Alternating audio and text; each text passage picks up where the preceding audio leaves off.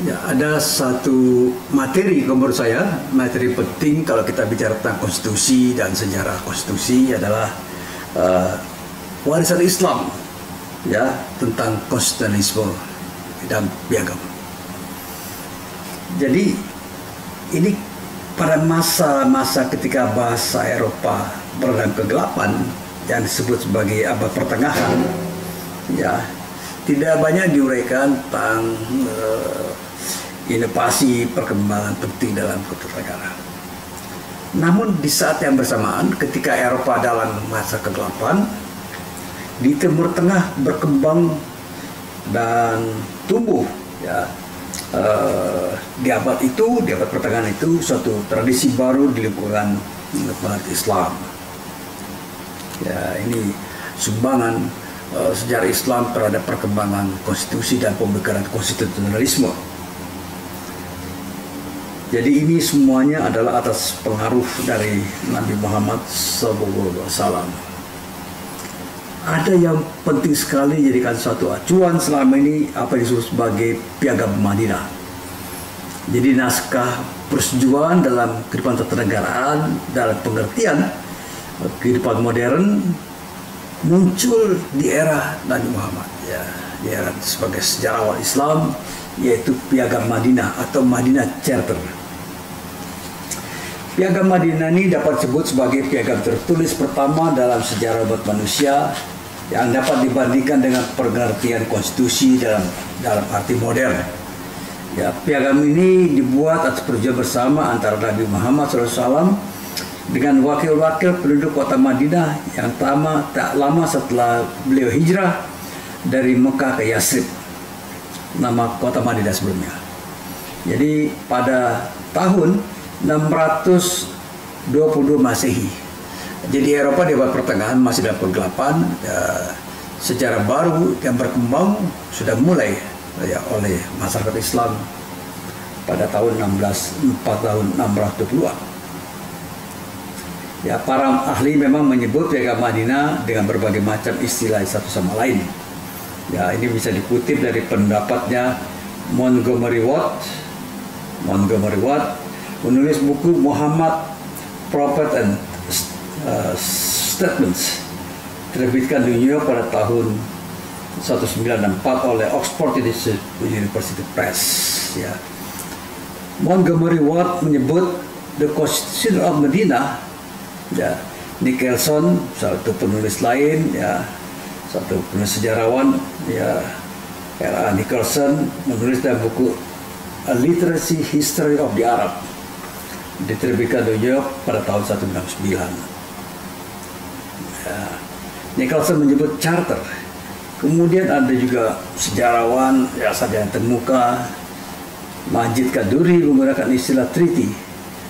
Kemudian Phillips Executive menyebut sebagai agreement, dan Jana Abid Ahmad mengatakan perkataan piagam sebagai terjemahan kata Al-Sahifah. Nama Al-Sahifah 622 Masehi ini merupakan nama disebut dalam piagam itu sendiri. Jadi kata ini bahkan disebut sebanyak 8 kali dalam teks piagam. Perkataan charter semua identik dengan piagam dalam bahasa Indonesia. Ya, jadi banyak istilah, dan kemudian para pihak mengatakan grid atau terikat dalam Piagam Madinah ini berisi perjanjian masyarakat Madinah atau social contract pada tahun 622. Ini ada 13 kelompok komunitas yang secara eksplisit disebut di dalam teks piagam.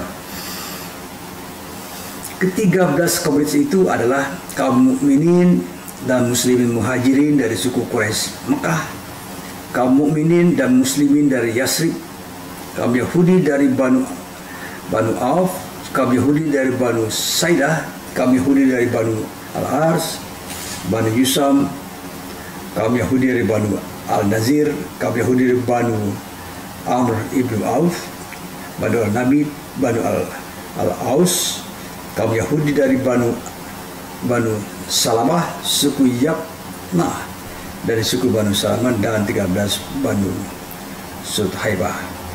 Jadi secara keseluruhan Piagam Madinah tersebut berisi 47 pasal, ya, Pasal 1 misalnya menegaskan prinsip persatuan dan menyatakan sesungguhnya mereka adalah umat yang satu, lain dari manusia yang lain. Jadi innahum ummatan wahidatan min duni al-nas. Dalam pasal 44 ditegaskan bahwa mereka para pendukung piagam bahu-bahu dalam menghadapi penyerang atas kota Yasrib atau Madinah. Dalam pasal 24 dikatakan kaum Yahudi memikul biaya bersama-sama kaum mukminin selama dalam peperangan. Pasal 25 menegaskan kaum Yahudi dari Bani Auf adalah satu umat dengan kaum mukminin. Bagi kaum Yahudi agama mereka dan bagi kaum mukminin agama mereka. Juga kebebasan berlaku bagi sekutu dan diri mereka sendiri kecuali bagi yang zalim dan yang jahat. Hal demikian akan merusak diri dan keluarga sendiri. Itu adalah salah satu prinsip yang ditulis dalam Piagam Madinah.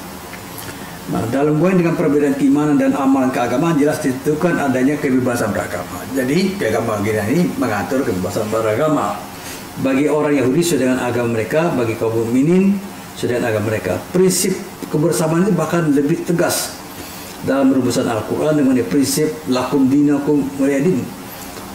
Bagimu agamamu dan bagiku agamaku, yang menggunakan perkataan aku atau kami versus kamu. Dalam piagam Madinah digunakan perkataan mereka baik orang Yahudi maupun bagi kalangan mukminin dalam jarak yang sama dengan Nabi. Selanjutnya dalam pasal terakhir yaitu pasal 47 Piagam Madinah berisi ketentuan penutup yang dalam bahasa Indonesianya sebagai berikut. Sungguhnya piagam ini tidak membela orang zalim dan hianat, orang yang keluar atau bepergian aman dan orang yang berada di Madinah aman kecuali orang yang zalim dan hianat. Allah adalah penjamin orang yang berbuat baik dan takwa. Ini perkataan Nabi. Ya. Dapat dikatakan lahirnya Piagam Madinah pada abad ke-7 itu merupakan inovasi yang paling penting selama abad-abad pertengahan yang mulai satu tradisi baru dan perjanjian di antara kelompok-kelompok masyarakat atau bernegara dengan naskah perjanjian dituangkan dalam bentuk tertulis. Ini adalah satu inovasi dan satu katakanlah tonggak sejarah penting dalam perjalanan konstitusionalisme. Ya. Nah, ini yang jadi jauh ketika Eropa masih gelap gulita dan bahkan Amerika memulai tradisi konstitusi tahun 1787 atau kurang lebih 1000 tahun ya, 1000 tahun setelah umat Islam membuat Piagam Madinah. Jadi konstitusi Amerika Serikat tahun 1787 lah yang pada umumnya dianggap sebagai konstitusi penulis pertama.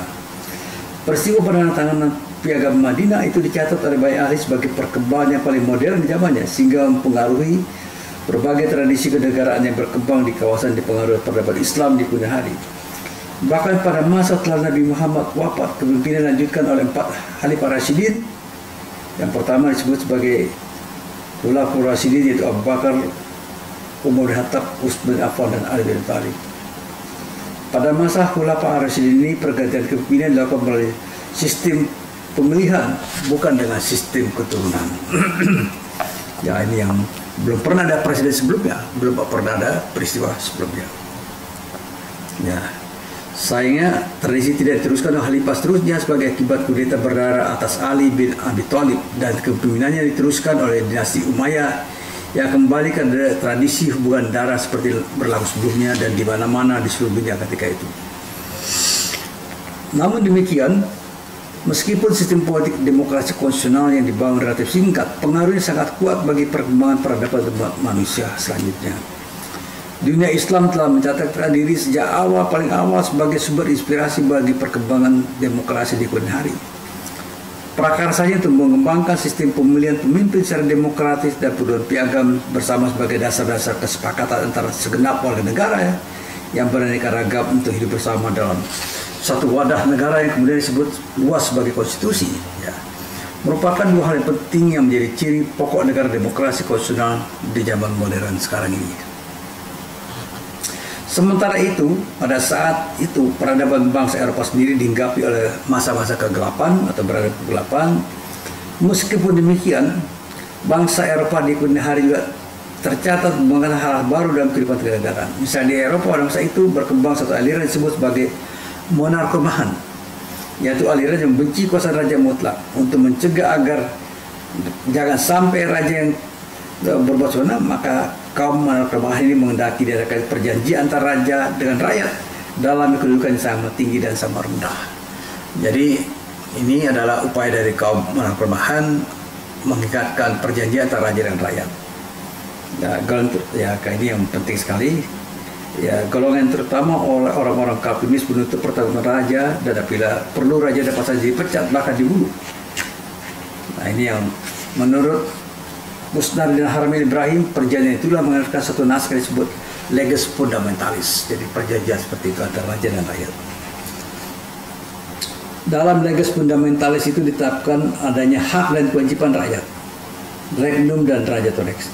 Ya, ini yang perjanjian-perjanjian seperti ini. Dan di lingkungan dunia Islam, meskipun Piagam Madinah pada abad ke-7 disebut sebagai konstitusi pertama dalam sejarah manusia, karena berarti perkembangan peradaban Islam dengan fakta perjanjian yang lama oleh bangsa itu. Nah, ini yang jadi konstitusi tetap ada dan dicatat dalam sejarah. Ya, ini yang saya perkembangan penting kontribusi dari Islam dan perkembangan semangat atau ajaran konstitusionalisme.